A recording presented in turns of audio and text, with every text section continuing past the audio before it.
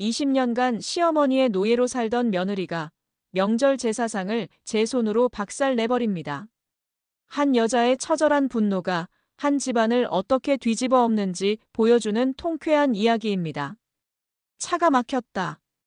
붉은 후미등의 강물은 끝없이 이어졌고 윤서아는 그 붉은 강물에 갇힌 채 서서히 익사하고 있었다. 추석. 세상 모두가 설렘과 풍요를 이야기하는 그 단어는 그녀에게 지난 20년간 지옥의 동의어였다. 매년 이맘때면 어김없이 시작되는 이 남쪽으로의 여정은 귀향이 아니라 고행이었고 가족 상봉이 아니라 심판을 받으러 가는 연례 순례길이었다. 아이고 올해도 영락 없네. 이러다 해지고 도착하겠어. 운전대를 잡은 남편 이도현이 지겹다는 듯 혀를 찼다. 그의 목소리에는 명절의 피로감만이 담겨 있을 뿐 옆자리에 앉은 아내의 영혼이 어떻게 좀먹어 들어가고 있는지에 대한 헤아림은 단 한 톨도 없었다. 20년. 강산이 2번 변하는 시간 동안 그는 언제나 그랬다. 서하는 대답 대신 마른 입술을 깨물었다. 벌써부터 심장이 불규칙하게 뛰고 손바닥에는 식은땀이 배어나왔다. 위장은 딱딱하게 굳어 아침에 마신 커피 한 잔이 역류할 것처럼 속을 울렁거리게 했다. 몸이 먼저 기억하는 것이다. 곧 닥쳐올 언어의 칼날과 감정의 채찍질을. 뒷좌석에서는 아들 선우가 태블릿에 코를 박고 있었다. 12살. 이제는 제법 어른들의 대화 속에 숨겨진 날카로운 가시들을 알아챌 나이가 되었지만 아이는 애써 모르는 척 자신만의 세계로 도피해 있었다. 그것이 이 숨막히는 공간에서 아이가 터득한 생존법이었다. 엄마, 할머니 집에 가면 또 갈치조림 해주실까? 아이의 순진한 물음이 서아의 심장을 바늘로 콕 찌르는 듯했다. 갈치조림. 시어머니 오정심이 서아를 위해 특별히 해준다고 늘 생색내는 바로 그 음식. 하지만 서아는 알고 있었다. 그 음식은 사랑의 표현이 아니었다. 내가 이만큼이나 너를 위한다는 생색과 그러니 너는 내 말에 복종해야 한다는 무언의 압박이 담긴 달콤 쌉쌀한 족쇄였다. 작년 추석이 떠올랐다. 아가, 이 갈치, 내가 새벽 시장에 나가서 제일 좋은 놈으로만 골라왔다. 너 아니면 우리 집에서 누가 이런 귀한 걸 먹겠노. 많이 묵으라. 그 말 뒤에 어김없이 이어지던 칼날 같은 뒷말. 근데 아가, 너는 어째 살림 솜씨가 이리 안 느노. 이 귀한 갈치를 내가 다 손질해줘야 하나. 네 엄마는 대체 뭘 가르쳤길래. 서하는 눈을 감았다. 차창 밖으로 가을 들녘의 황금빛 풍경이 빠르게 스쳐 지나갔다. 풍요롭고 아름다운 풍경이었지만 그녀의 눈에는 모든 것이 잿빛으로 보였다. 그녀는 지금 풍요로운 고향으로 가는 것이 아니었다. 자신의 모든 것을 제물로 바쳐야 하는 거대한 희생의 제단으로 끌려가고 있었다. 그리고 그 제단을 지키는 여왕은 서슬퍼런 눈으로 그녀를 기다리고 있을 터였다. 부산 영도.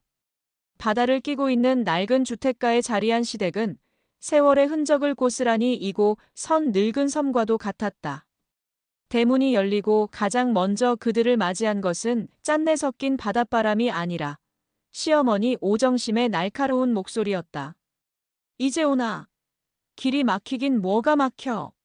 남들보다 1시간은 늦었구만.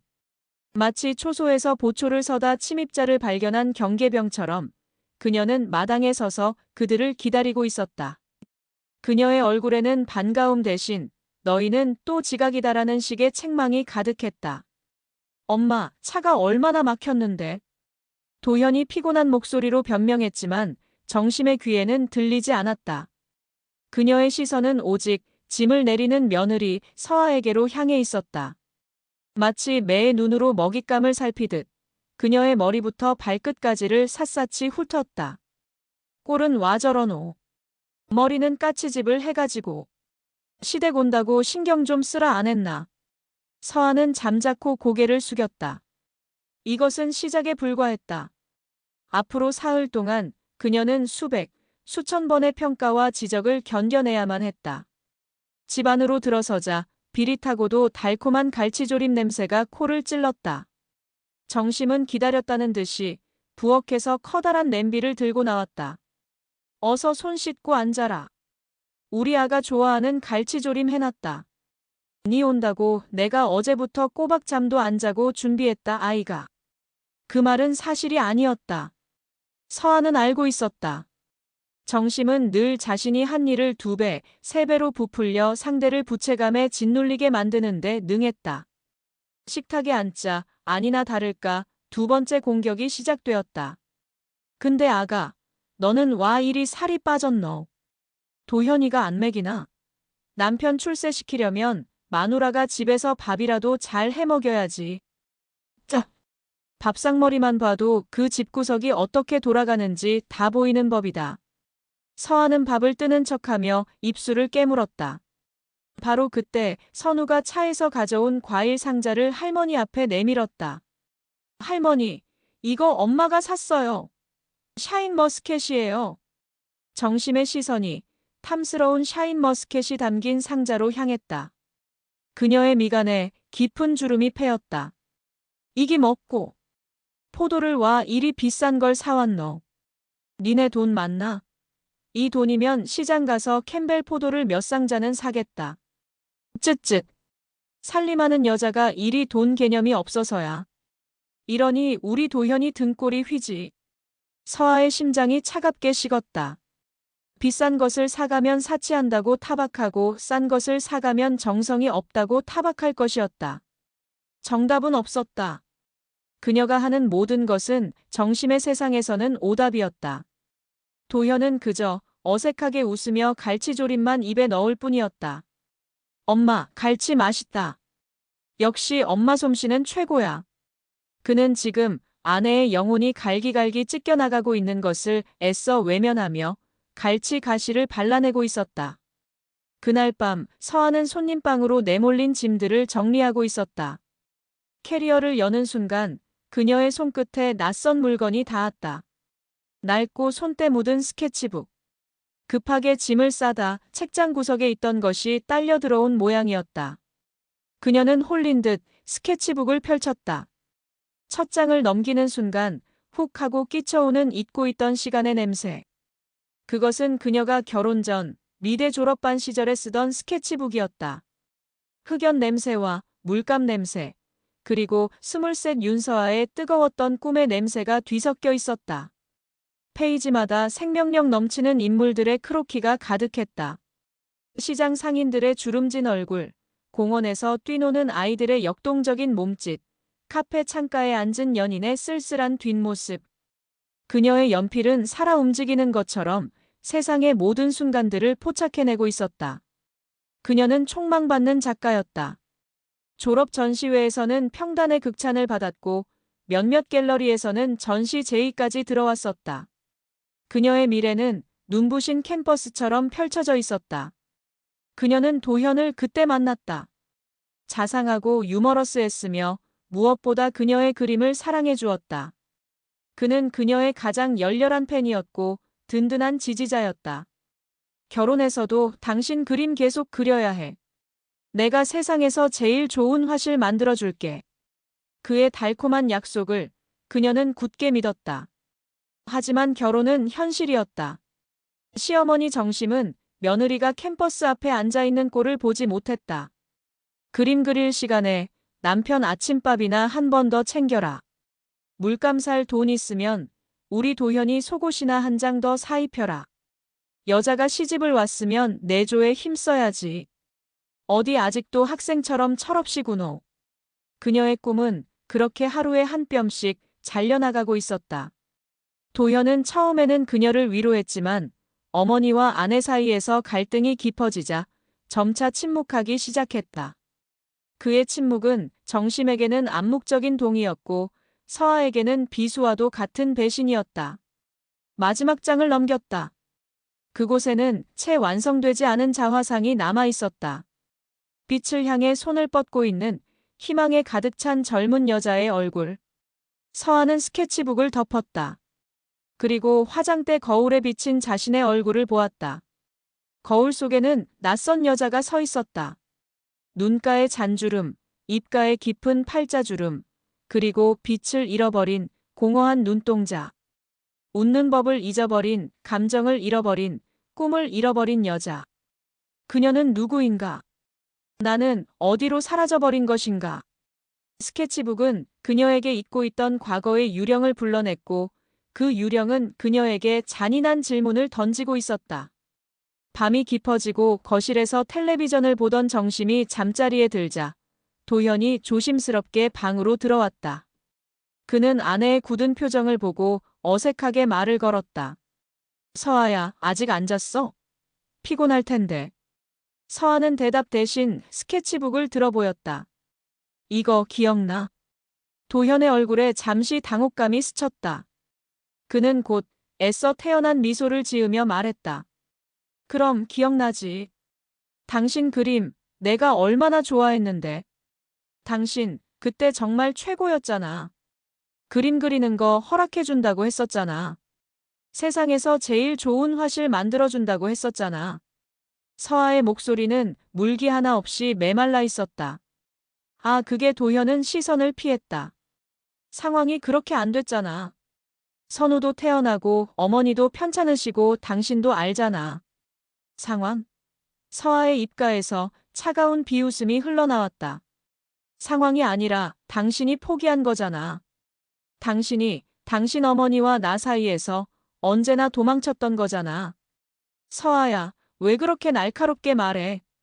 도현의 목소리에 짜증이 섞이기 시작했다. 내가 뭘 어쨌다고. 나는 당신과 어머니 사이에서 중간 역할 하느라 얼마나 힘든 줄 알아. 중간 역할? 서아는 기가 막혔다. 당신은 단 한 번도 중간에 서 있던 적 없어. 당신은 언제나 당신 어머니 뒤에 숨어 있었지. 당신 어머니가 나에게 상처 주는 말을 할 때 당신은 못 들은 척했고 내가 당신에게 하소연하면 당신은 나를 예민한 사람으로 만들었어. 그게 당신이 말하는 중간 역할이야? 어머니가 표현이 좀 거칠어서 그렇지 악의가 있는 분은 아니잖아. 당신도 알잖아. 다 우리 잘 되라고 하시는 말씀이지. 표현이 거칠 뿐이다. 서아가 지난 20년간 수천 번도 더 들었던 그 말. 그것은 위로가 아니었다. 폭력을 정당화하고 피해자의 입을 막는 가장 교묘하고 잔인한 가스라이팅이었다. 당신은 몰라. 서아의 목소리가 절망으로 떨려왔다. 아니, 모르고 싶은 거겠지. 당신 어머니의 말이 내 영혼을 어떻게 갉아먹고 있는지, 내 꿈을, 내 자존감을 어떻게 산산조각 내고 있는지. 당신은 평생 모를 거야. 그녀는 더 이상 말하고 싶지 않았다. 이 남자는 자신의 왕국을 지키기 위해 기꺼이 아내를 제물로 바치는 비겁하고 나약한 왕일 뿐이었다. 그는 평생 자신의 어머니가 만든 견고한 성벽 안에서 안전하게 살아갈 것이다. 피곤하다. 먼저 잘게. 서아는 등을 돌려 누웠다. 그녀의 등 뒤로 도현의 깊은 한숨 소리가 들려왔다. 그는 오늘도 문제의 본질을 외면하고 그저 이 불편한 상황이 빨리 지나가기만을 바라고 있었다. 추석 전날 밤.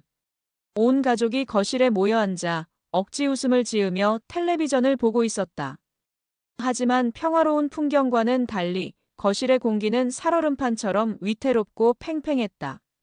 정심은 과일을 깎으며 마치 혼잣말처럼 그러나 모두에게 들으라는 듯이 말을 시작했다. 옛날에는 말이야, 추석이 되면 며느리들이 10명도 넘게 모여서 밤새도록 전부치고 송편을 빚었어. 허리가 끊어질 것 같아도 어디 아프다는 소리 한번 못했지. 시어머니 눈밖에 날까봐. 요즘 며느리들은 참 세상 편해졌어. 그 말은 명백히 서아를 향한 공격이었다.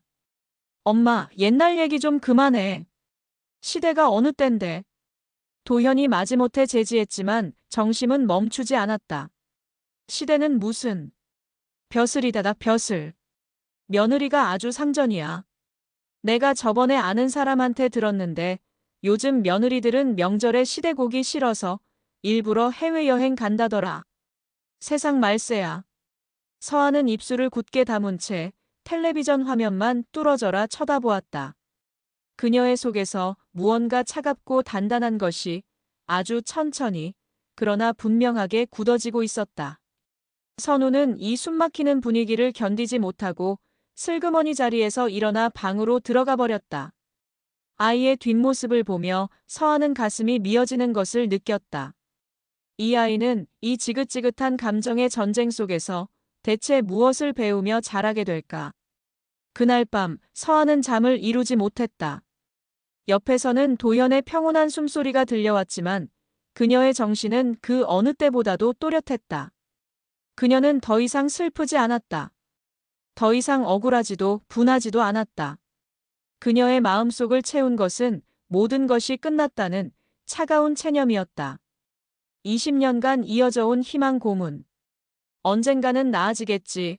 언젠가는 나를 인정해 주시겠지. 언젠가는 남편이 내 편이 되어주겠지. 그 모든 헛된 기대가 오늘 밤 완전히 부서져 내렸다.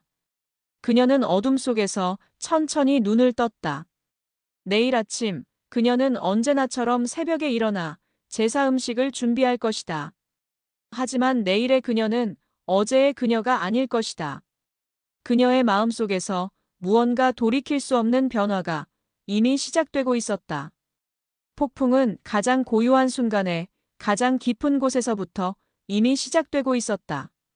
추석 당일의 새벽은 어둠보다 더 짙은 절망의 냄새를 풍기며 밝아왔다. 윤서아는 새벽 4시 남편과 아들이 아직 깊은 잠에 빠져 있는 시간에 홀로 몸을 일으켰다. 온몸의 뼈마디가 비명을 지르는 듯 쑤시고 아팠지만 그녀는 소리를 내지 않았다. 지난 20년간 그래왔던 것처럼 그녀는 자신의 고통을 완벽하게 지워낸 채 희생의 제단이 될 부엌으로 향했다. 부엌은 이미 전쟁터였다. 산더미처럼 쌓인 재료들. 그녀는 기계처럼 움직이기 시작했다. 차가운 물에 손을 담가 수십 뿌리의 도라지 껍질을 벗겨내고 쉴 새 없이 칼질을 하여 각종 나무를 다듬었다.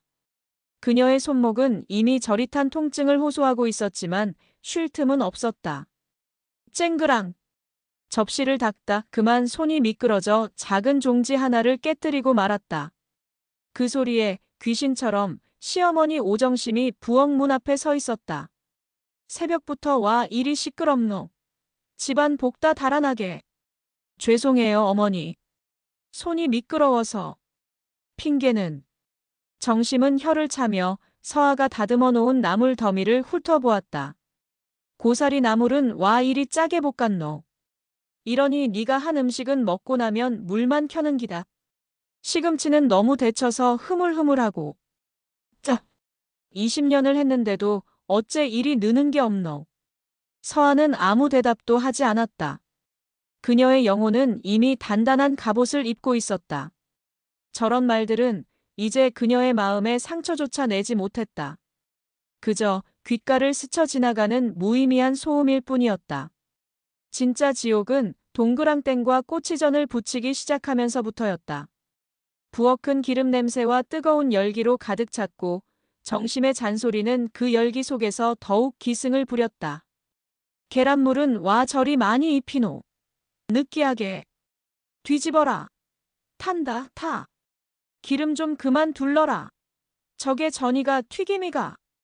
정심은 의자에 앉아 감독관처럼 서아의 일거수일투족을 감시하며 지적질을 쏟아냈다. 그녀는 단 한 번도 돕지 않았다. 서아는 묵묵히 수백 개의 전을 부쳐냈다. 기름이 팔에 튀어 화상을 입어도 뜨거운 불 앞에서 어지럼증을 느껴도 그녀는 멈추지 않았다. 이것은 그녀에게 주어진 의무였고 형벌이었다.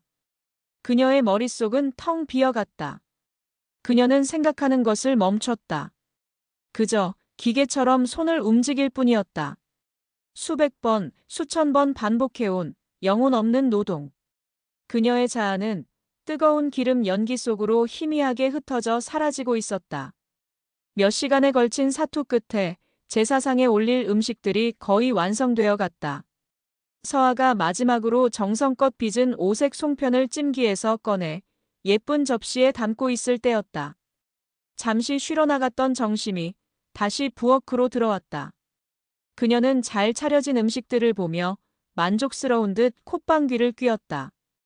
그래도 시키니 하기는 하는구만. 그녀는 마치 자신이 다한 것처럼 음식들을 둘러보다가 서아의 곁으로 다가왔다. 그리고는 뜬금없이 서아의 돌아가신 친정어머니 이야기를 꺼냈다. 네 엄마는 참 사람이 좋았지. 너무 좋아서 탈이었지만. 서아의 손이 순간 멈칫했다. 돌아가신 엄마. 그것은 그녀의 마음속 가장 깊은 곳에 있는 누구도 건드려서는 안 되는 성역이었다. 정심은 아랑곳하지 않고 말을 이었다. 그녀의 목소리에는 교묘한 동정과 함께 날카로운 경멸이 섞여 있었다. 사람이 너무 물러터져서 남한테 싫은 소리 한 번 못하고 평생을 그리 살다 갔지. 그러니 그 고생만 하다가 네가 딱 네 엄마를 닮았어. 그러니 네 서방 하나 휘어잡지 못하고 이 시어미한테 20년을 이리 구박만 당하고 사는 기다. 네 엄마가 널 잘못 가르친 게야. 여자는 말이야 좀 독해야 팔자가 편한 법인데. 그 순간이었다. 서아의 머릿속에서 무언가 툭 하고 끊어지는 소리가 났다. 자신을 향한 모욕은 견딜 수 있었다. 하지만 자신의 삶을 통째로 지탱해 주었던 세상에서 가장 사랑하고 존경했던 엄마의 삶을 저렇게 함부로 재단하고 모욕하는 것은 그녀가 넘을 수 있는 선이 아니었다. 그녀의 엄마는 무른 사람이 아니었다. 세상 누구보다도 강하고 자애로운 사람이었다. 평생을 홀로 서아를 위해 헌신했던 위대한 사람이었다. 그런데 저 여자가 대체 무엇을 안다고? 서아의 떨리던 손이 거짓말처럼 멎었다. 그녀는 천천히, 아주 천천히 고개를 들었다. 부엌의 모든 소음이 사라지고 오직 자신의 심장이 격렬하게 뛰는 소리만이 들려왔다. 그녀의 텅 비어있던 눈동자에 아주 오랜만에 뜨겁고도 위험한 불꽃이 타오르기 시작했다. 지금 뭐라고 하셨어요? 서아의 목소리는 그녀 자신도 놀랄 만큼 차갑고 낮았다. 정심은 며느리의 달라진 분위기를 감지하지 못하고 혀를 찼다. 뭐라 하긴. 네 엄마나 너나 답답하게 사는 게 똑같다는 말이지. 서아는 들고 있던 송편 접시를 조용히 식탁 위에 내려놓았다. 그녀는 정심을 똑바로 쳐다보았다. 더 이상 순종적인 며느리의 눈빛이 아니었다. 지난 20년간의 모든 경멸과 멸시를 차갑게 되돌려주는 낯선 여자의 눈빛이었다. 그리고 그녀는 움직였다. 그녀의 행동은 분노의 폭발이라기보다는 오랫동안 준비된 하나의 엄숙한 의식과도 같았다. 그녀는 먼저 자신이 밤새 정성껏 부쳐낸 색색의 꼬치전이 담긴 접시를 집어들었다. 그리고는 아무 말 없이 그것을 하얀 타일 벽을 향해 그대로 던져버렸다. 와장창! 날카로운 파열음과 함께 접시가 산산조각나고 기름진 전들이 벽에 추하게 들러붙어 누런 자국을 남기며 바닥으로 흘러내렸다. 니 지금 뭐하는 기고? 정심이 경악하여 소리쳤다. 서아는 대답하지 않았다. 그녀는 다음으로 정갈하게 쌓아 올린 동그랑땡 접시를 집어들었다. 그리고는 그것을 바닥에 그대로 내리꽂았다. 쿵 하는 둔탁한 소리와 함께 동그랑땡들이 사방으로 흩어지며 바닥을 더럽혔다. 그녀는 미친 사람처럼 상위에 있던 모든 음식을 하나씩 체계적으로 파괴하기 시작했다. 나물 무침은 공중으로 흩뿌려졌고 잡채는 거미줄처럼 바닥에 널브러졌다. 마지막으로 그녀의 손에 오색 송편이 담긴 가장 큰 접시가 들렸다. 이 미친년이! 정심이 그녀에게 달려들려던 순간 그 입 닥치세요. 서아의 입에서 얼음 같은 목소리가 터져나왔다. 내 엄마 이름 다시 한번 그 더러운 입에 담으면 그때는 이 접시가 어머님 얼굴로 날아갈 테니까. 바로 그때 잠에서 깬 도현과 선우가 이 소란에 놀라 부엌으로 들어왔다. 그리고 그들은 보았다. 지옥처럼 변해버린 부엌의 풍경. 그리고 그 중앙에 흩어진 음식물들 위로 접시를 든 채 서 있는 완전히 낯선 모습의 아내, 그리고 엄마를. 서아는 그들을 향해 울음과 웃음이 뒤섞인 기괴한 표정을 지어 보였다. 그리고는 외쳤다. 그것은 20년간 그녀의 영혼을 짓눌러왔던 모든 서름과 분노의 거대한 폭발이었다. 그래, 내가 미쳤다. 당신들이 나를 이렇게 미치게 만들었어.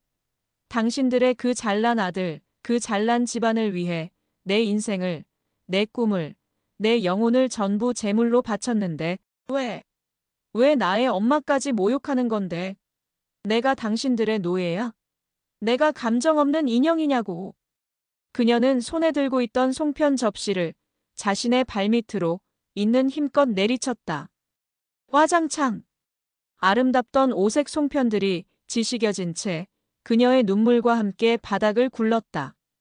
서아의 절규가 멎자 부엌에는 귀가 먹먹할 정도의 무거운 침묵이 내려앉았다. 시간이 멈춘 듯했다. 공기 중에는 역겨운 음식물 냄새와 서아의 짙은 절망, 그리고 세 남자의 얼어붙은 충격이 뒤섞여 숨막히는 농도를 만들어내고 있었다. 선우가 가장 먼저 반응했다. 아이는 난생 처음 보는 엄마의 무서운 모습과 지옥처럼 변해버린 부엌의 모습에 공포에 질려 으앙하고 울음을 터뜨렸다. 아이의 울음소리는 이 비현실적인 정적을 깨는 유일한 소리였다. 도현은 망부석처럼 그 자리에 굳어 있었다.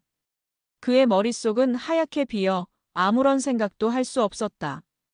그저 눈앞의 광경이 끔찍한 악몽이기를 바랄 뿐이었다. 그가 알던 순종적이고 조용했던 아내는 어디로 가고 저렇게 괴물처럼 변해버린 낯선 여자가 서 있는 것일까? 가장 큰 충격을 받은 것은 오정심이었다. 그녀의 얼굴에는 분노나 경악이 아니었다. 오직 이해할 수 없다는 식의 순수한 당혹감만이 떠올라 있었다. 그녀의 굳건했던 왕국에, 그녀의 완벽했던 통제 아래, 이런 반란은 단 한 번도 상상해 본 적이 없었다. 20년간 단 한 번도 자신의 뜻을 거스른 적 없던 순한 양 같던 며느리가 갑자기 이빨을 드러낸 늑대가 되어 자신의 심장을 물어뜯으리라고는. 서아는 거친 숨을 몰아쉬었다. 모든 것을 토해내고 나니 이상하게도 마음은 평온했다. 아니, 평온을 넘어 텅 비어버린 듯한 공허함이 그녀를 감쌌다. 그녀는 더 이상 그 누구의 시선도 신경 쓰지 않았다. 그녀는 울고 있는 아들을 지나쳐, 멍하니 서 있는 남편을 지나쳐, 넋이 나간 시어머니를 지나쳐 묵묵히 손님방을 향해 걸어갔다. 그녀의 발걸음은 마치 물 위를 걷는 것처럼 아무런 무게도 느껴지지 않았다. 그녀는 손님방으로 들어가 문을 닫았다. 그리고 낡은 문고리에 달린 녹슨 잠금쇠를 안에서 걸어 잠갔다. 찰컥. 그 작고 단호한 쇠소리는 그 어떤 고함이나 절규보다도 더 무겁게 그 집에 울려 퍼졌다. 그것은 지난 20년간의 노예 생활에 마침표를 찍는 소리였다. 그것은 이 집과의 모든 인연을 끊어내겠다는 그녀의 마지막 선언이었다. 그리고 그것은 이제 다시는 예전으로 돌아갈 수 없다는 돌이킬 수 없는 파국의 시작을 알리는 소리였다. 서아가 방문을 걸어 잠근 뒤 남은 세 사람은 한참 동안이나 폐허가 된 부엌에서 망연자실하게 서 있었다. 도현은 뒤늦게 정신을 차리고 아내의 방문으로 달려갔다. 서아야, 문 좀 열어봐. 우리 대화 좀 해. 이게 무슨 짓이야? 그는 문을 두드리고 소리치고 애원했지만 문 안에서는 아무런 대답도 들려오지 않았다. 그 모습을 정심은 멍하니 지켜보고 있었다. 그녀는 천천히 엉망이 된 부엌으로 걸어 들어갔다. 바닥에는 그녀가 며느리를 위해라고 스스로 믿었던 정성껏 준비했던 음식들이 쓰레기처럼 지식여져 널브러져 있었다. 그녀는 자신도 모르게 바닥에 떨어진 송편 조각 하나를 주워들었다. 곱게 빚어진 완벽한 모양의 송편. 그 순간 그녀의 머릿속에서 아주 오래전에 잊고 있던 기억 하나가 먼지 쌓인 상자가 열리듯 떠올랐다. 시집 온 지 갓 1년이 되었던 20살의 오정심. 그녀 역시 지금의 서아처럼 추석 전날 밤 잠도 못 자고 제사 음식을 준비하고 있었다. 그녀의 곁에는 지금의 그녀보다 훨씬 더 지독하고 무서웠던 시어머니가 매서운 눈으로 그녀를 감시하고 있었다. 어머님, 송편은 이리 빚는 것이 맞습니까? 그것도 하나 제대로 못하나. 내 애미는 대체 뭘 가르쳤길래 이리 솜씨가 없노. 짝. 시어머니의 거친 손이 젊은 정심의 뺨을 후려쳤다. 그녀는 울지도 못하고 그저 묵묵히 다시 송편을 빚었다. 그 시절 며느리의 눈물은 죄악이었고 변명은 죽음이었다. 남편은 아내의 멍든 뺨을 보고도 못 본 척 외면했다. 그날 밤 모두가 잠든 뒤 그녀는 부엌 한 구석에 쭈그리고 앉아 자신의 처지를 한탄하며 낡은 공책에 일기를 썼다. 나는 절대로 저 괴물 같은 시어머니처럼 살지 않을 것이다. 훗날 내가 며느리를 얻게 되면 딸처럼 아껴주고 사랑해줄 것이다. 내가 겪은 이 지옥을 절대로 내 며느리에게는 물려주지 않을 것이다. 그 맹세. 까맣게 잊고 있던 그날 밤의 눈물과 맹세가 수십 년의 세월을 뛰어넘어 그녀의 심장을 날카롭게 찔렀다. 그녀는 손에 든 송편 조각을 내려다보았다. 언제부터였을까? 피해자였던 자신이 가해자가 되어버린 것은 딸처럼 아껴주겠다던 그 맹세는 어디로 가고 자신은 지난 20년간 자신의 상처를 핑계로 며느리의 영혼에 똑같은 상처를 새기고 있었던 것일까? 그녀는 깨달았다. 오늘 서아가 부순 것은 단순한 음식 접시가 아니었다. 그것은 자신이 20년간 쌓아올린 위선과 자기 기만의 견고한 왕좌였다는 것을. 그녀의 완벽했던 왕국에 거대한 균열이 생기기 시작했다. 그녀는 더 이상 예전처럼 당당하고 굳건한 여왕이 아니었다. 그녀는 그저 자신의 과거에 갇혀 똑같은 비극을 되풀이하고 있는 길 잃은 늙은 여자일 뿐이었다. 철컥. 문이 잠기는 소리는 세상의 종말을 알리는 소리처럼 그 집의 모든 시간을 정지시켰다. 닫힌 문은 단순한 나무 문이 아니었다. 그것은 윤서아가 지난 20년간의 삶에 내린 사망 선고였고 남편과 시어머니에게 보낸 절연장이었으며 그녀 자신을 가두는 마지막 성벽이었다. 문 밖에서는 뒤늦게 정신을 차린 남편 이도현의 절박한 목소리가 울려 퍼지기 시작했다. 처음에는 분노였다. 윤서아, 문 열어. 이게 무슨 짓이야? 애 앞에서, 어머니 앞에서 제정신이야? 대답은 없었다. 다음은 회유와 변명이었다. 서아야, 제발 일단 나와서 얘기 좀 해. 내가 잘못했어. 어머니도 너무 심하셨어. 하지만 당신도 너무했잖아. 응? 우리 이러지 말자. 대답은 없었다. 마지막은 아들을 앞세운 비겁한 애원이었다.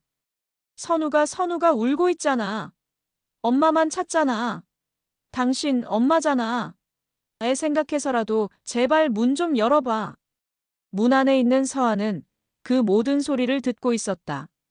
하지만 그녀의 마음은 깊은 바닷속처럼 아무런 파동도 일지 않았다. 그의 목소리는 이제 그녀의 마음에 닿지 않는 의미 없는 소음일 뿐이었다. 그녀는 방 안에서 기계처럼 움직였다. 작은 캐리어 가방을 열고 자신의 옷가지 몇 개를 챙겨 넣었다. 화장대 서랍 깊숙한 곳에 넣어두었던 낡은 통장을 꺼냈다. 그녀가 결혼 전 그림을 팔아모았던 얼마 되지 않는 그녀만의 돈이었다. 그녀는 휴대폰을 들어 이혼 전문 변호사를 검색하기 시작했다. 그녀의 손가락은 떨리지 않았다. 그녀의 눈은 눈물조차 마른 채 차갑고 건조하게 빛나고 있었다. 그녀의 마음속에서 지난 20년의 세월이 주마등처럼 스쳐 지나갔다. 결혼식 날 평생 행복하게 해주겠다고 맹세하던 남편의 얼굴.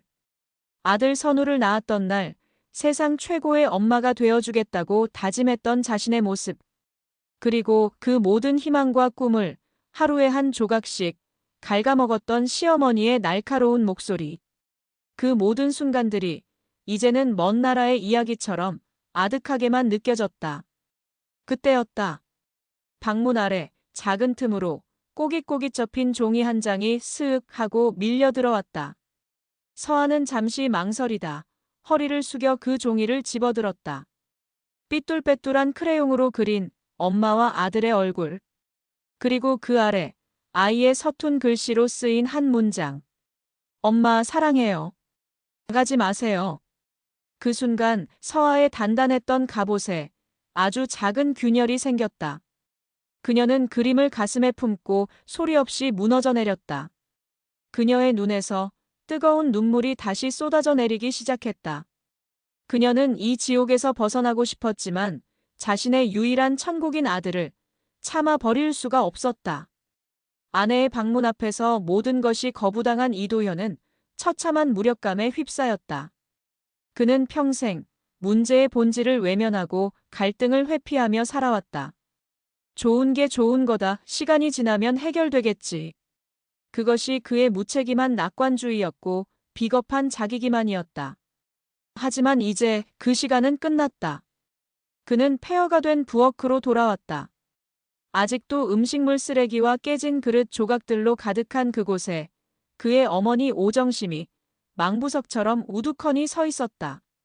그녀의 얼굴에는 평소의 그 서슬퍼런 위엄 대신 길 잃은 아이와도 같은 깊은 혼란과 공허함이 서려 있었다.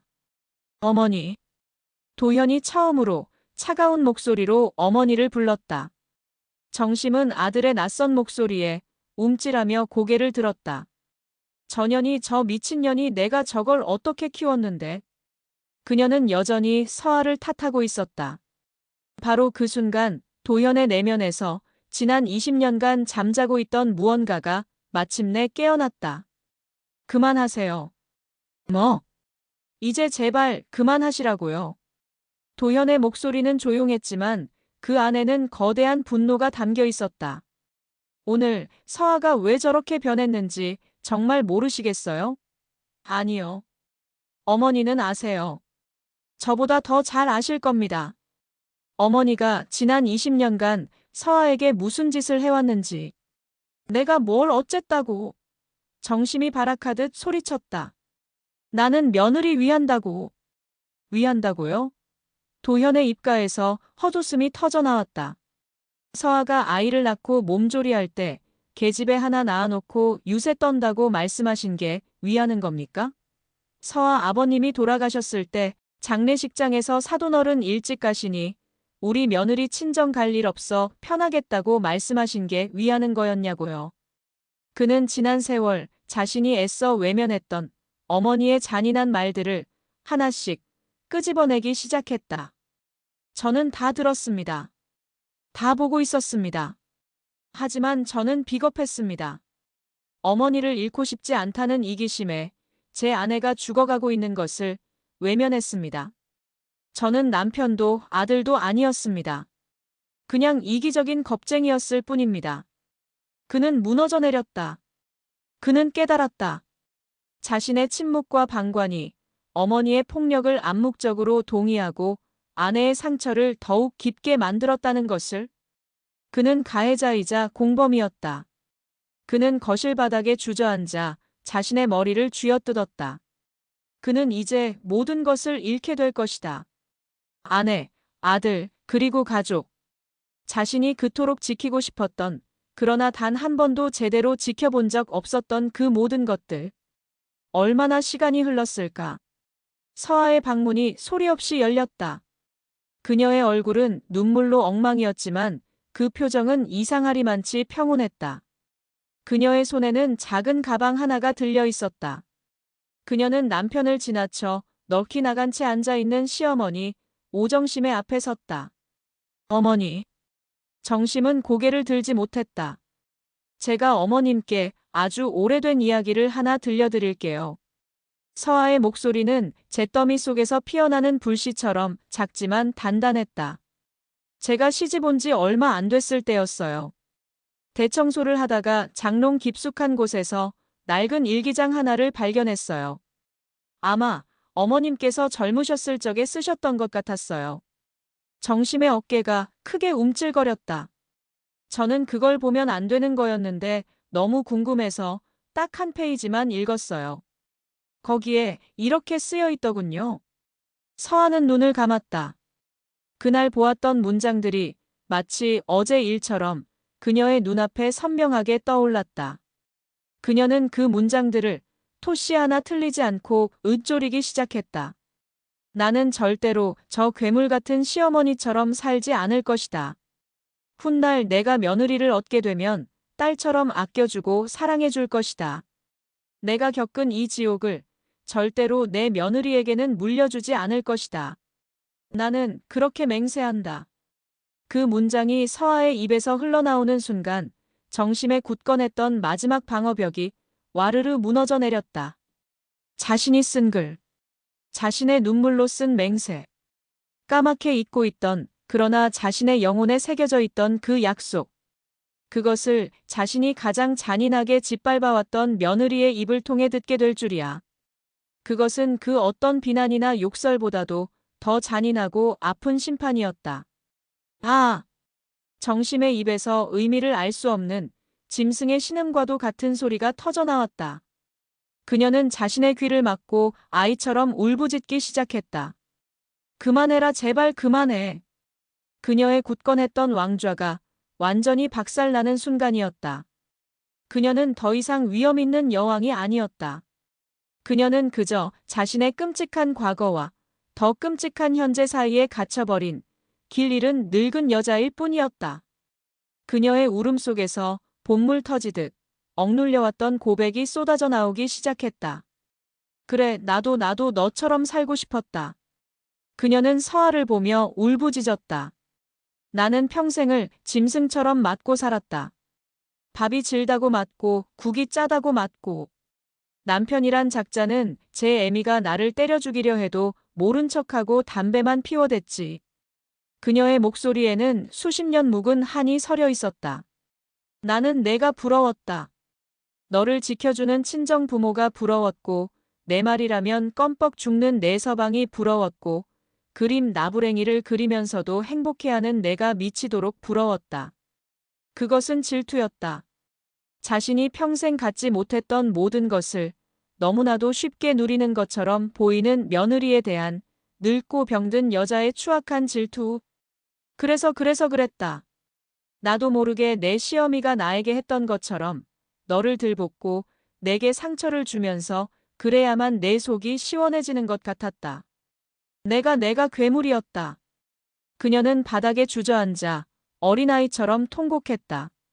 그녀의 추악하고도 슬픈 고백을 들으며 이도현은 자신의 심장이 멎는 것을 느꼈다. 그는 오늘 처음으로 자신의 어머니와 아내의 진짜 얼굴을 마주보았다. 한 명은 상처가 너무 깊어 가해자가 되어버린 피해자였고 다른 한 명은 그 모든 폭력을 온몸으로 받아내다 결국 부서져버린 희생자였다. 그리고 자신은 그 모든 비극의 중심에 서 있던 가장 비겁한 방관자였다. 그는 움직였다. 그는 두 여자의 앞에 무릎을 꿇었다. 그리고는 바닥에 이마가 닿도록 깊고 또 깊게 엎드려 절을 했다. 어머니 죄송합니다. 제가 아들인 제가 어머니의 아픔을 몰랐습니다. 서아야 여보 미안하다. 정말 미안하다. 내가 남편 자격이 없다. 그의 등 위로 뜨거운 눈물이 쏟아져 내렸다.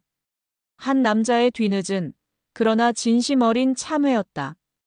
부엌에는 세 사람의 서러운 울음소리만이 한참 동안이나 그치지 않고 울려 퍼지고 있었다.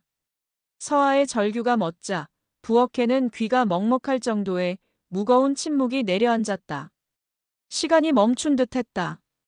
공기 중에는 역겨운 음식물 냄새와 서아의 짙은 절망, 그리고 세 남자의 얼어붙은 충격이 뒤섞여 숨막히는 농도를 만들어내고 있었다.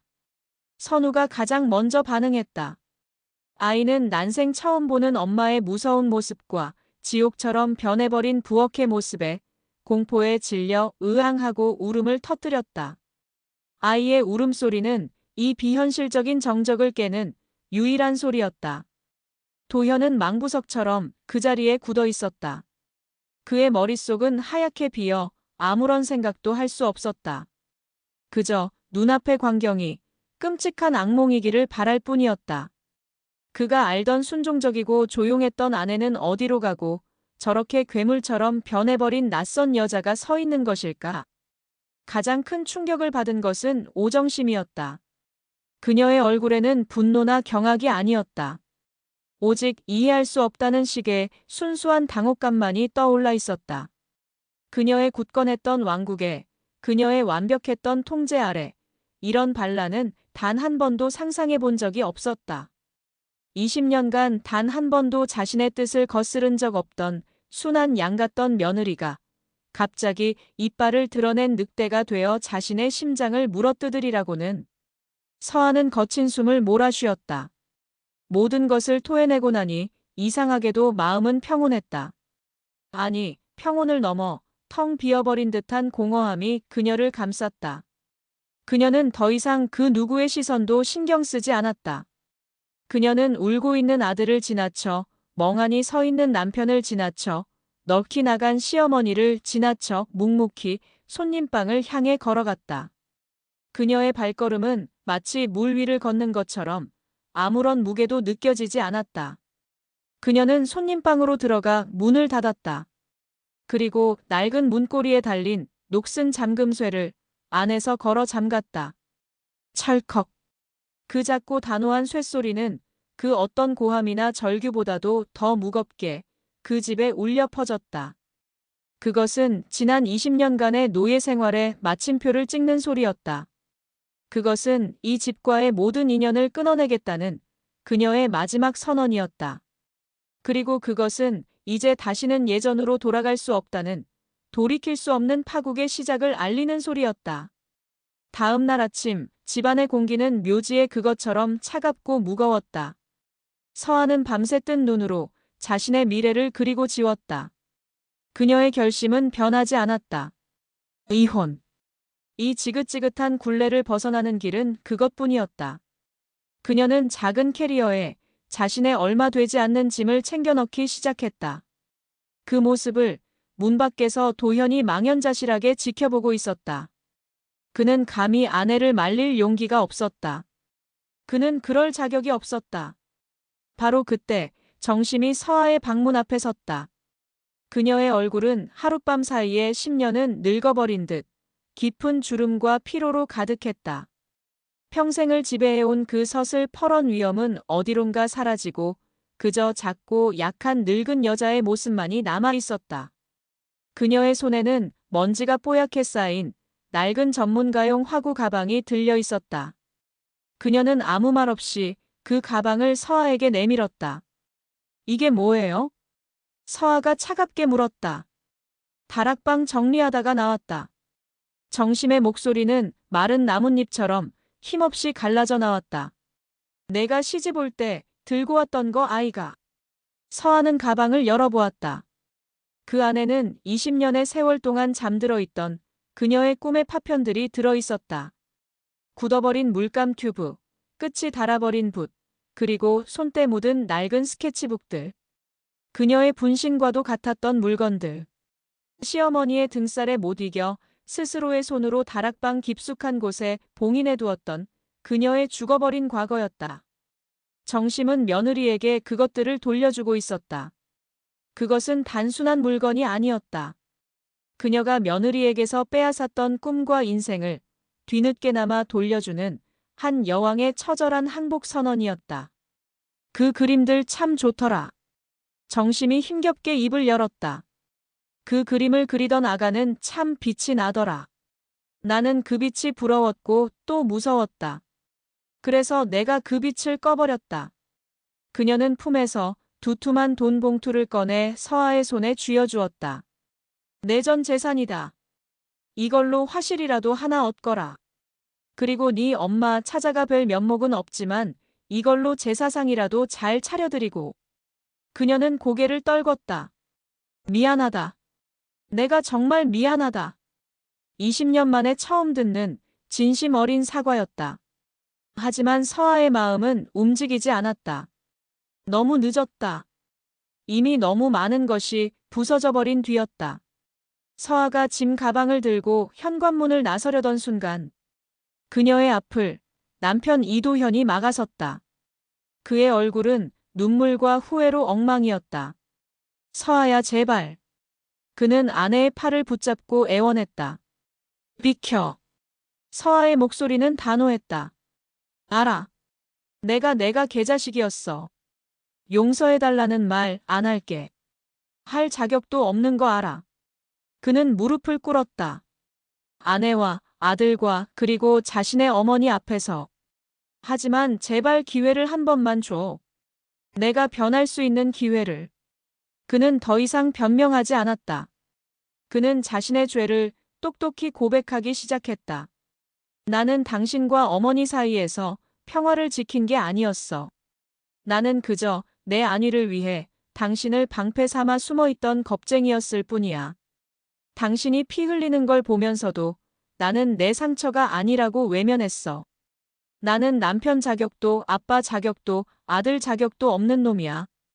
그는 흐느끼며 구체적인 약속을 하기 시작했다. 나 다음 주에 바로 상담 시작할 거야. 내가 뭐가 문제인지, 어떻게 해야 좋은 남편, 좋은 아빠가 될 수 있는지 밑바닥부터 다시 배울게. 그리고 이 집, 당신의 고통이 깃든 이 집, 당장 팔 거야. 우리가 어디로 가든 당신이 원하는 곳으로 갈게. 당신이 다시 그림을 그릴 수 있도록 내가 뭐든지 할게. 세상 최고의 화실은 못 만들어줘도 당신이 마음 편히 그림만 그릴 수 있게 내가 당신의 바람막이가 되어줄게. 그의 눈물은 더 이상 자기 연민의 눈물이 아니었다. 처절한 자기 반성과 미래를 향한 구체적인 책임의 약속이었다. 그러니 제발 나를 버리지는 말아줘. 당신을 다시 사랑할 자격을 나에게 허락해줘. 그의 진심 어린 절규에 서아의 굳게 닫혔던 마음의 문이 아주 조금 흔들리기 시작했다. 서아는 한참 동안 아무 말 없이 무릎 꿇은 남편과 고개를 숙인 시어머니를 번갈아 바라보았다. 그녀의 마음속에서 20년의 증오와 한 줌의 남은 사랑, 그리고 새로운 미래에 대한 희미한 기대가 거센 소용돌이를 일으키고 있었다. 용서, 할 수 있을까? 다시 시작, 가능할까? 그녀는 알 수 없었다. 그녀는 가방을 내려놓았다. 그리고는 자신의 두 남자를 향해 마지막 선고와도 같은 말을 건넸다. 그것은 용서도 거절도 아니었다. 일어나요. 그녀는 남편을 향해 말했다. 그리고 어머님도 고개 드세요. 그녀는 두 사람을 똑바로 쳐다보며 단호하고도 분명한 목소리로 말했다. 저는 떠날 겁니다. 두 사람의 얼굴에 절망이 스쳐 지나갔다. 하지만 이혼 서류는 아직 접수하지 않을 거예요. 그녀는 자신의 스케치북을 가슴에 품었다. 저는 화실을 얻을 겁니다. 그리고 그림을 그릴 거예요. 지난 20년간 내가 잃어버렸던 윤서아라는 사람을 다시 찾아 나설 겁니다. 그녀의 눈은 그 어떤 때보다도 단단하고 맑게 빛나고 있었다. 내가 나 자신을 온전히 되찾고 나를 다시 사랑할 수 있게 되었을 때, 그때 다시 생각해보죠. 당신이라는 남자를, 그리고 가족이라는 이 지긋지긋한 이름을 다시 내 인생에 들릴 수 있을지를. 그것은 그녀가 그들에게 주는 마지막 기회이자 가장 혹독한 시험이었다. 그녀는 뒤도 돌아보지 않고 집을 나섰다.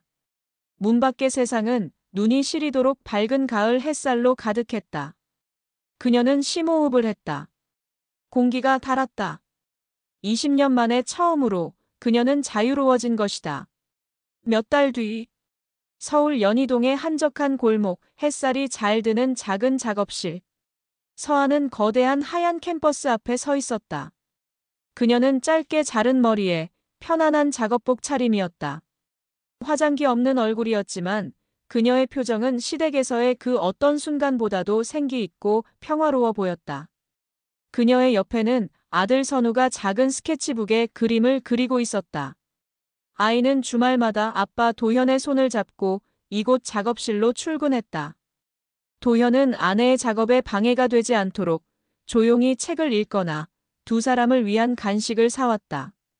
그는 서두르지 않았다. 그저 아내가 자신에게 허락한 이 작은 틈 안에서 자신이 할 수 있는 최선을 다할 뿐이었다. 부산의 늙은 시어머니에게서는 매주 한 통씩 서툰 글씨로 쓴 편지가 배달되었다. 편지에는 늘 미안하다는 말과 함께 그녀가 젊었을 적 겪었던 시집살이의 서름, 그리고 며느리를 향한 뒤늦은 후회가 절절하게 담겨 있었다. 서한은 그 편지들의 답장을 하지는 않았지만 버리지도 않고 차곡차곡 모아두었다. 서한은 캠퍼스 앞에 섰다. 하얀 캔버스. 그것은 그녀의 미래였다. 아직 아무것도 그려지지 않았지만 무엇이든 그릴 수 있는 무한한 가능성의 공간. 그녀는 붓을 들었다. 그리고 아주 오랜 망설임 끝에 캔버스 위에 첫 번째 선을 그었다. 그것은 그녀의 잃어버렸던 인생을 되찾는 위대한 첫걸음이었다. 그녀의 얼굴에 아주 오랜만에 희미하고도 아름다운 미소가 피어오르고 있었다.